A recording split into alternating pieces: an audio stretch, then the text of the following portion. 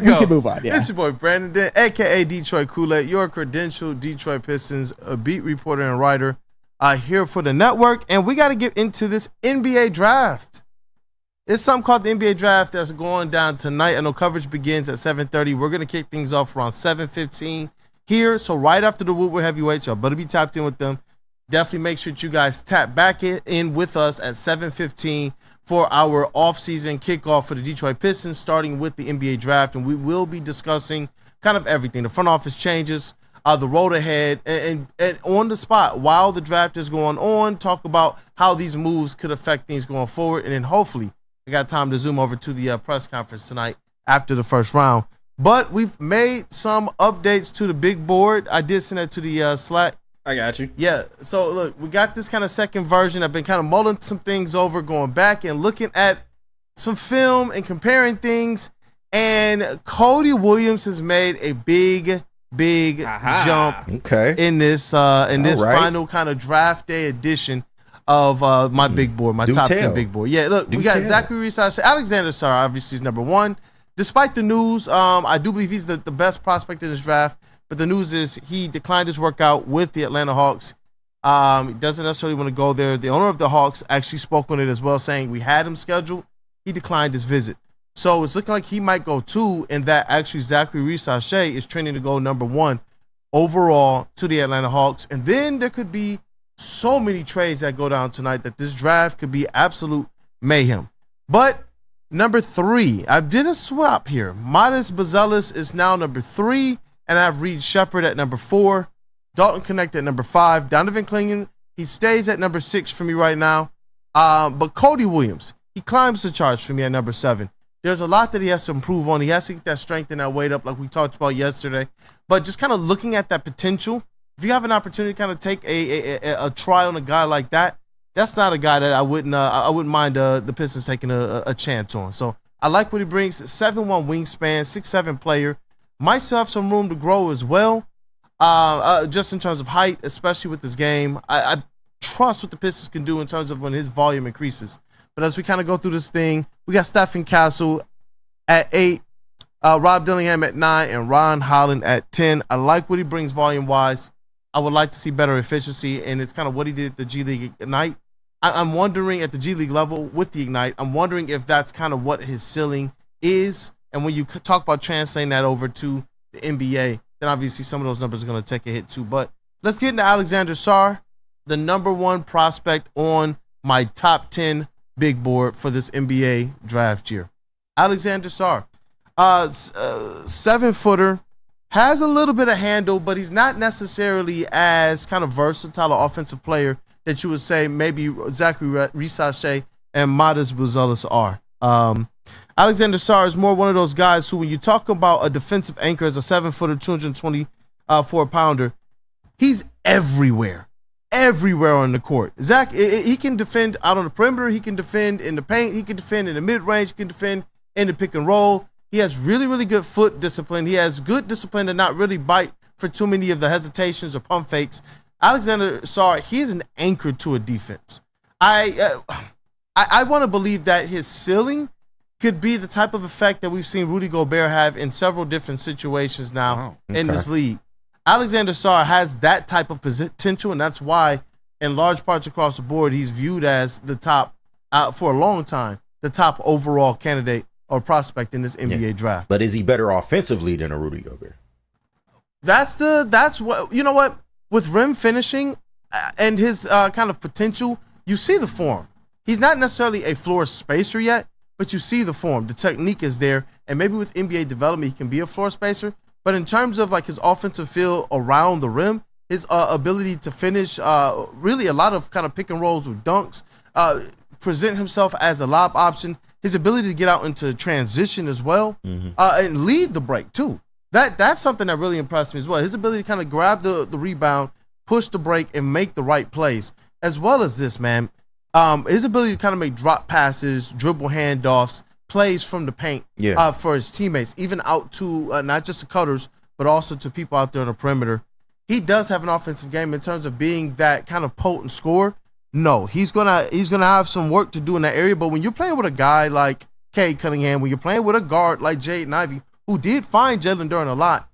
His type of game, I do believe, meshes. Obviously, the Pistons, it's going to be extreme luck if they have an opportunity, or they go up and they get him if they want him, for them to have an opportunity to have Alexander Sarr. But in 27 games, he averaged 17.3 minutes per game, 9.4 points, 0.9 assists, 4.3 rebounds, just so you can kind of have some of the context with his stats as well. So this is a guy that you're hoping can step in right away from a defensive standpoint and have an impact. And then offensively, you're hoping that he's a guy that doesn't necessarily detract from what your team is trying to do, and can be really an elite guy at pick and rolls, finishing at the rim, cutting, and playmaking, especially out of the post area. So Alexander Sarr, number 1. Hey, is Rod on? Nope, not yet. All right. Well, so then I guess I will get your shit off. No. I'm not. It's not getting my shit off. If Rod was on, we would discuss it with Rod, because I think Kool-Aid broke it down in a way that you don't necessarily need me, but you're gonna get me. It's all well. Hey, talk about it, bro. Hey, no, Alex Sarr, he's obviously got the measurables. He's got the height. He's got the wingspan. He's got the athleticism. I think he's gonna come in probably day one and be a damn good defender. It's just, with me personally, and for the record, a part of it is also that if he falls to 5, that would probably be getting an number 1 overall pick style athlete at 5 without necessarily the skills. My thing with Alexander Sarr is that his offensive game I still see as a little bit raw and a little undeveloped. That 3-point shot percentage is not good. And to me, and I get it, Alex Sarr is a different level than like a Sarr Thompson and Killian Hayes, but I worry a little bit about taking another defense-first player who showed a ton of evidence when it comes to Killian in the International League and in like Euro Cup, and when it comes to overtime elite with Sarr, that they couldn't shoot. And you saw with Killian Hayes, we know for a fact that he can't shoot. We know with Sarr Thompson, his rookie year, his shooting percentage from the 3 was in the teens. That's what I worry about. I love his potential upside. I think he has an upside that's higher than like a Reed Shepherd, for example, or a Dalton Knecht. But me personally, my philosophy is more shooters. But in terms of athletic ability, and size, you can't deny Alex Sarr. And for me, Dalton Knecht continues to be that pick. I continue to sit there and mull over Reed Shepherd, Dalton Knecht, Cody Williams. What do I like the best? I believe that Dalton Knecht is the best of all worlds. He's not necessarily the tallest of that group. He doesn't necessarily have, the best measurables of that group. But in terms of being 6'6", in terms of having kind of that defensive instinct, but probably needs a little bit more kind of coaching up, a little bit more technique to his style, to be a even more efficient and better defender. I like Dalton Knecht. And you talk about a guy who already has volume. He shot more, like almost double the amount of threes per game than a Reed Shepherd. Yeah. So I don't know what Reed Shepherd's percentage is if he shoots actually 6.5 threes per game like a Dalton Knecht was doing. And then with Cody Williams, I like what the numbers are, but what is he when the volume goes up? And is he a type of player that can handle the volume? Because his 3-point percentage was good, but it was less than 2 threes per game. Yeah. And so that's where Dalton Knecht continues to be on this kind of draft day. One of those guys, 23, already kind of has that man weight, has played in several different levels of basketball, has worked his way up from JUCO level, you know what I mean, all the way up to this position right now to be a lottery pick. I like what he brings to the table. Like I said yesterday, man, it just kind of reminds me of kind of just like a little bit shorter Sadiq Bey type of a player. A white Sadiq. A white Sadiq Bey. Yeah. I don't have a problem with those types. Like usually these comparisons, they like compare the white guy to a white guy, black guy to a black guy. In this case, I look at his game, and there are definitely some differences. I think he can handle the ball a little bit better, but I like Dalton Knecht, man, a lot. It's so funny that you mentioned the white Sadiq Bey, because if you look at Sadiq Bey at Villanova and kind of my philosophy now, I wasn't as plugged in to the draft then because I didn't work for sports media as I am now. I would have pounded the table for Sadiq Bey. Yes. I would have been doing I probably would have been waving my shirt around at getting Sadiq Bey that low in the draft in 2020. However, he didn't have much D, pause, but you know what I mean. And his 3-point shot was just inconsistent as hell. Like, you look back at the years when Sadiq Bey was here, there were so many Pistons wins where he would score 28, 30, 32, 50 even, and make 7 out of 10 threes, but he had too many of those games where he'd shoot 1 of 7 from 3. Yeah. It's just, Sadiq Bey was kind of my what might have been. He's the one that got away. But he should have gotten away because you don't want to pay a guy like that. Yeah, and that was the reason why he actually got away. It was we've reported on this for a couple years now.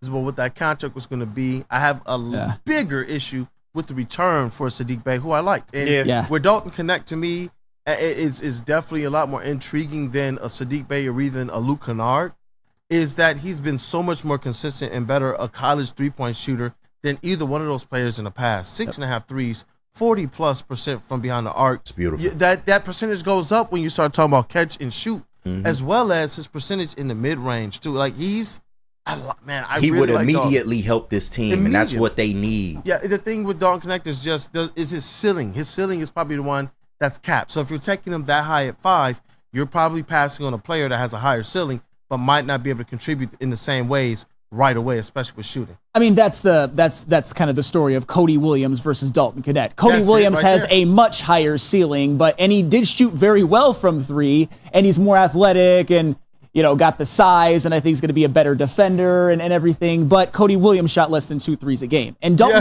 Knecht, and I guess you can say besides Zach Edey, but I'm actually going to include Zach Edey in this. Dalton Knecht was arguably the best offensive player in the country last year, having over 20 points per game, a 39% three-point percentage on 6 attempts per game, leading Tennessee, being one of the best offensive players in Tennessee history. Crazy defenses thrown at him too. Yes, and like we said, he's got more athleticism than we think. He plays better defense than you might think.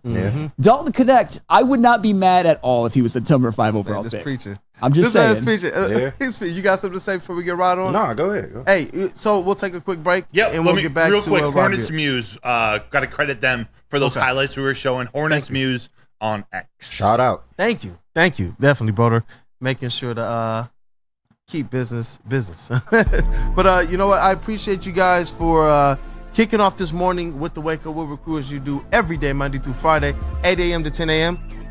Go ahead and satisfy and smash that like button as well, as you should be for the rest of Woodward Sports Network, starting with Big D.